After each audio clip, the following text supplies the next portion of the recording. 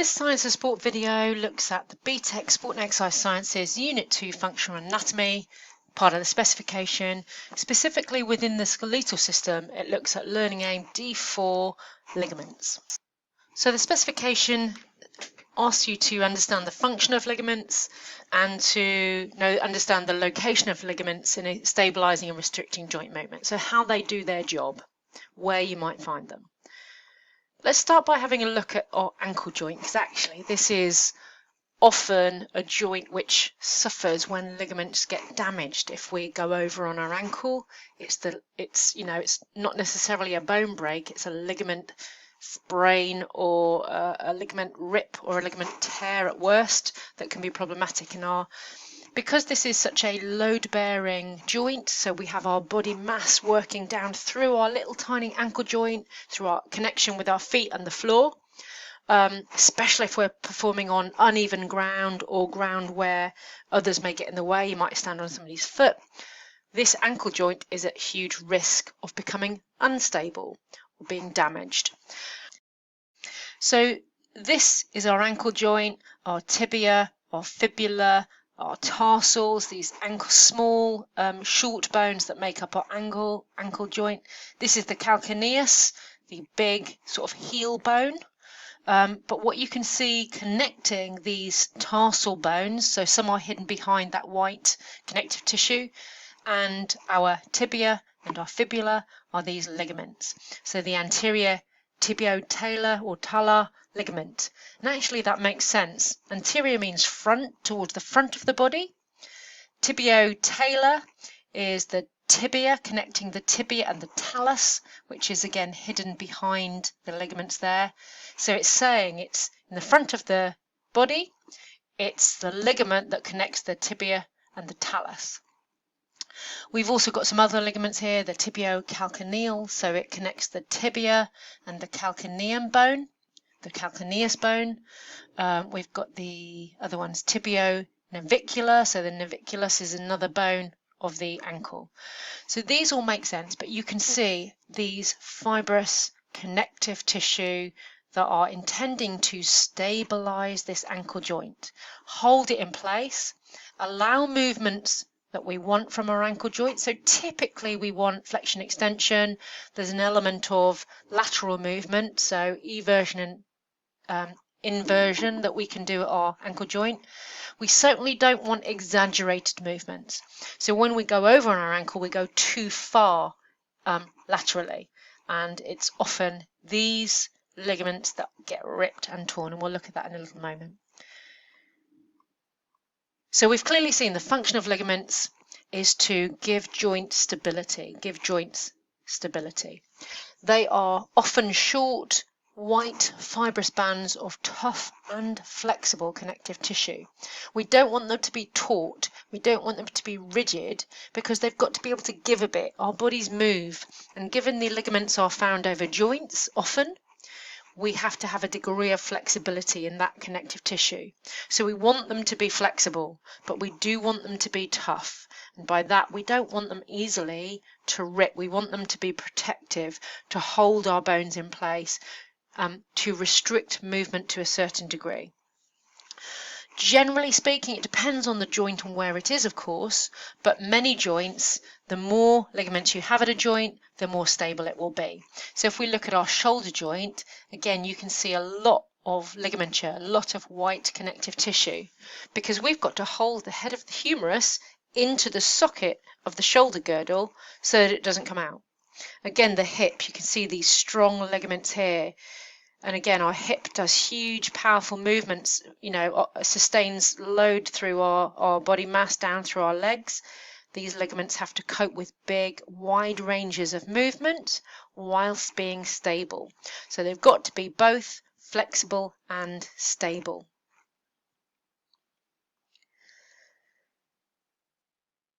Another really nice, easy example for the role of ligaments is the ligaments that we find in our knee joint. So again, our knee joint's quite vulnerable. It's there to be relatively stable. We have flexion and extension movements, so the bending and straightening of the knee joint that we want to happen. What we don't want is any lateral movement of our lower limb. And again, sometimes if, let's say in rugby, we get a tough tackle, or in football there's a tackle that comes laterally and hits us on the side of our lower leg, this knee joint is put under a lot of pressure, and it's basically being forced to move in a sideways direction, which it's not designed to move in.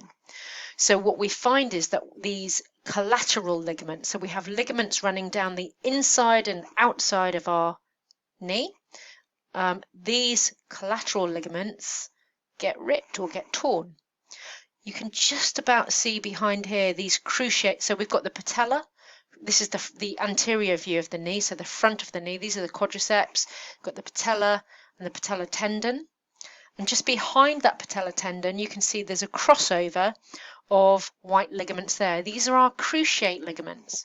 So they hold this joint together. They are really important. These collateral ligaments try to minimize sideways movement in the joint. So what we can see here is that we've got cruciate ligaments stabilizing the joint, holding the bones, the femur and the tibia together, creating this joint, allowing movements of flexion and extension.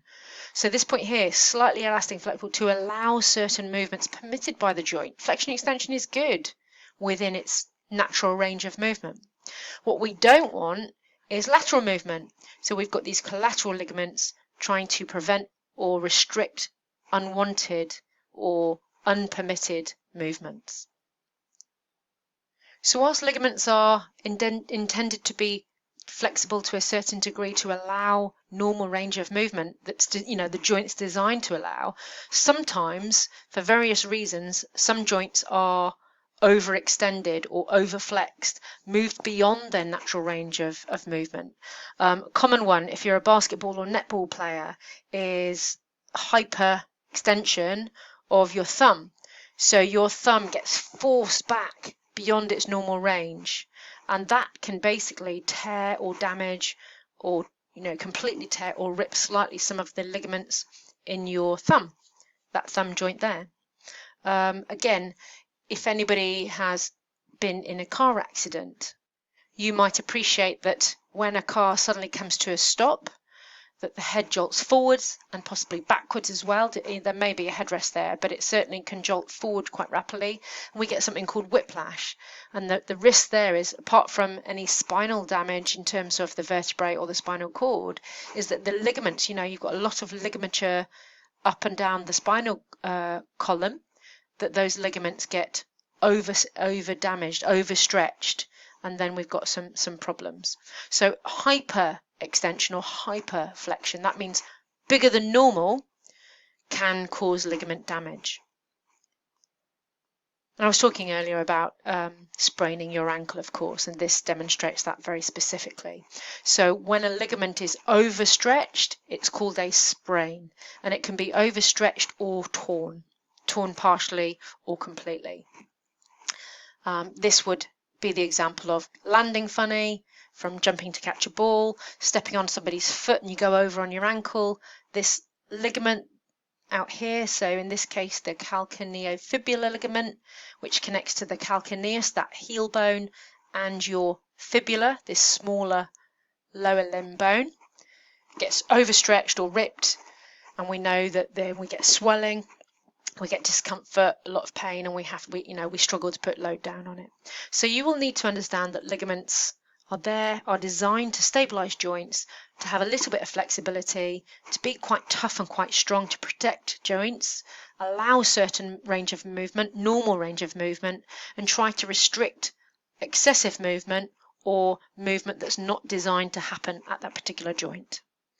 Last thing to note really is that when we do training, we often do a lot of strength training or power training or agility training. We're training our muscles, we're training our energy systems, but it's not just muscles really. We want to train our ligaments. If we're going to generate bigger forces, if we're going to move our limbs with greater or more rapid movements, we want our ligaments to be able to cope with that. So ligaments will also need to become stronger as muscles do, but we also need to make sure that we maintain flexibility of our ligaments, and I think this is really undervalued in training programs.